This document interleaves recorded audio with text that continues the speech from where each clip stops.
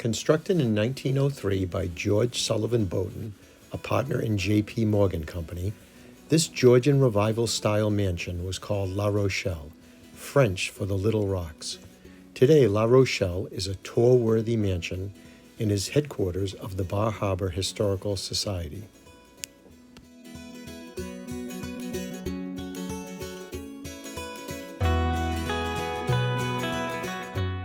La Rochelle is the largest estate built along the shore of West Street in Bar Harbor. The home was one of the first to be made of brick, since there is no brick factory on Mount Desert Island.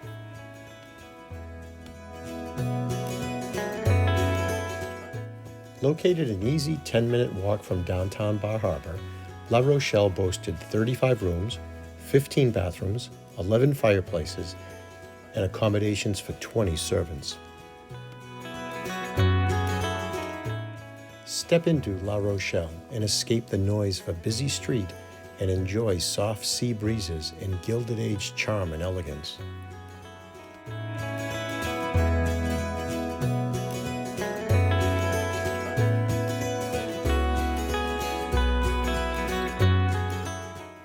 As partner and treasurer of J.P. Morgan Company, George Sullivan Bowden's great-grandfather had founded Bowden College in Brunswick, Maine in 1794.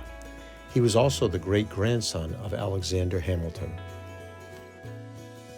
At the time of La Rochelle's construction, celebrities and persons of great wealth and influence were already familiar with summer holidays in Bar Harbor.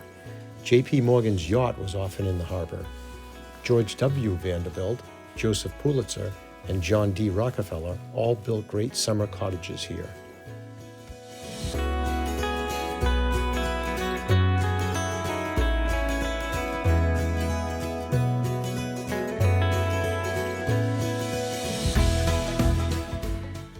Mark Twain came to Bar Harbor, as did Edith Wharton and Henry and William James.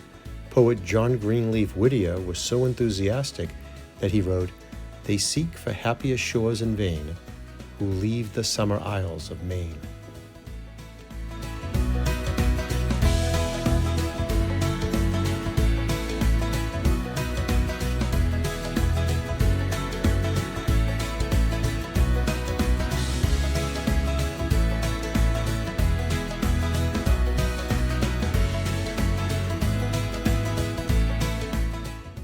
Indeed, Bar Harbor was the premier vacation destination for the nation's elite from the 1870s to the 1920s.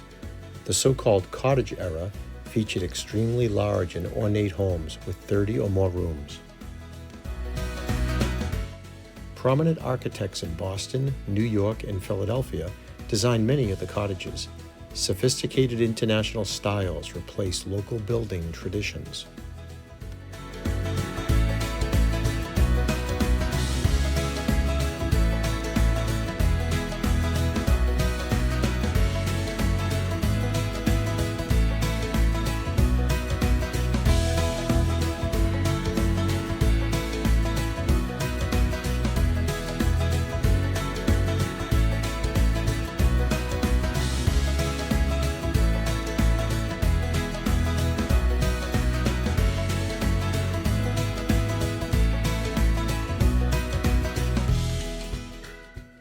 A native of Portland, Maine, Brown was known primarily for his paintings of marine life and White Mountain landscapes.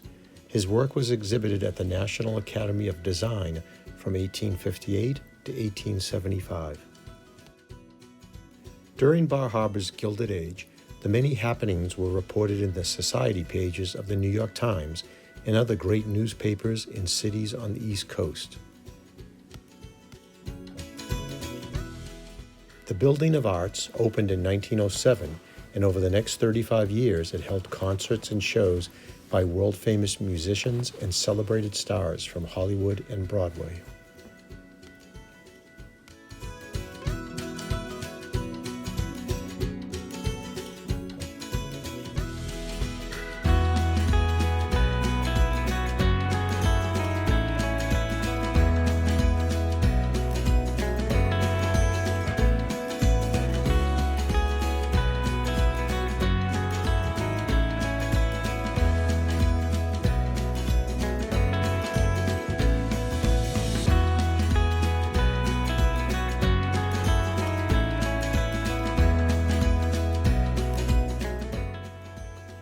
sure to take a break from house touring to step outside and enjoy La Rochelle's dreamy water views. Pictured in the distance is the Cat Ferry, which shuttles holidaymakers between Bar Harbor and Yarmouth, Nova Scotia. The crossing takes about 3.5 hours.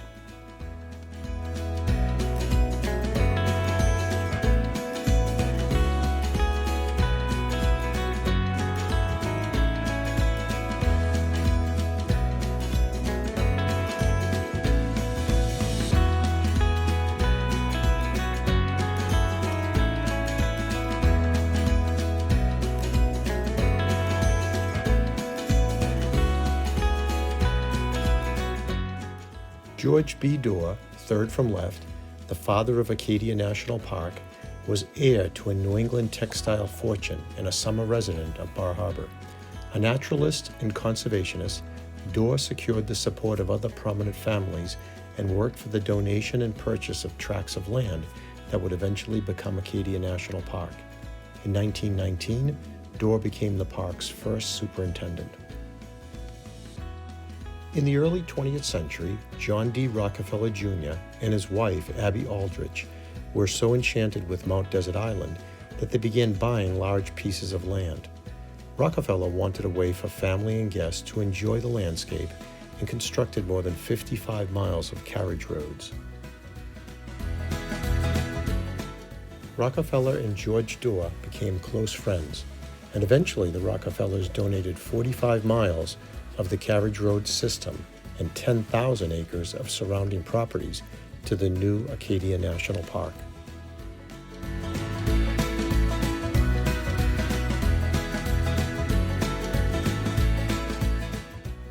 In October 1947, fire consumed more than 17,000 acres on Mount Desert Island, including more than half of the structures in the town of Bar Harbor. 237 houses and 70 estate cottages were destroyed. The fire burned actively for 10 days and continued underground for another 2 weeks. Smoke from the fire could be seen as far away as Boston. In 1944, Ethel Dorrance Colquette and Tristram Colquette of Philadelphia acquired La Rochelle. Mrs. Colquette was the daughter of John Thompson Dorrance, a chemist who invented condensed soup and eventually became president of the Campbell's Soup Company. The Colquettes gave the property to the Maine Seacoast Mission in 1972, and it served as its headquarters for the next 47 years.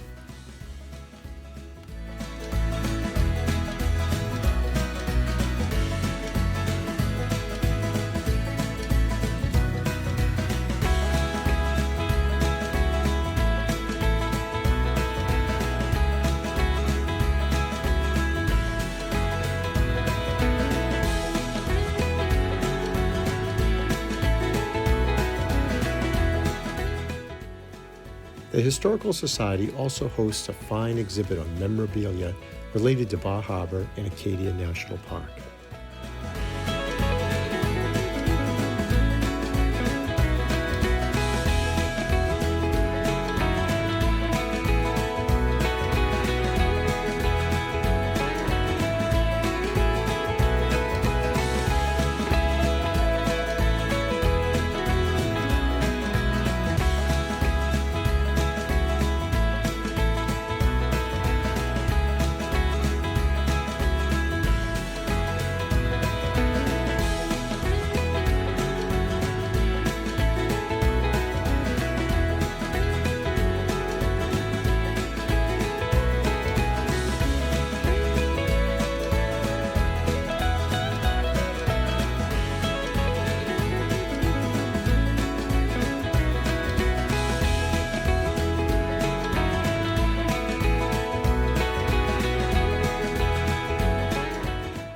Also on display is a collection of postcards that were produced by Brown's Studio in Bar Harbor. The company made use of an enlarger dating from the 1940s that created large volumes of so-called real photo postcards that were actual photographic images versus cards produced on a printing press.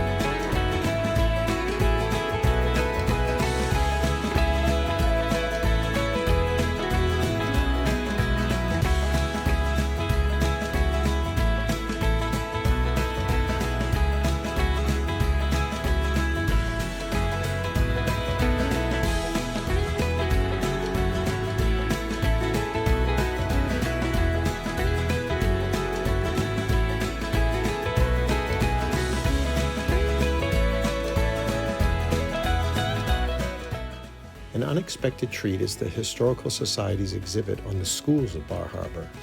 In the early 19th century, school was held for 2 terms of 9 weeks each. Women taught during the summer term. Men were employed as teachers for the winter. These terms allowed children to help with the planting and harvesting.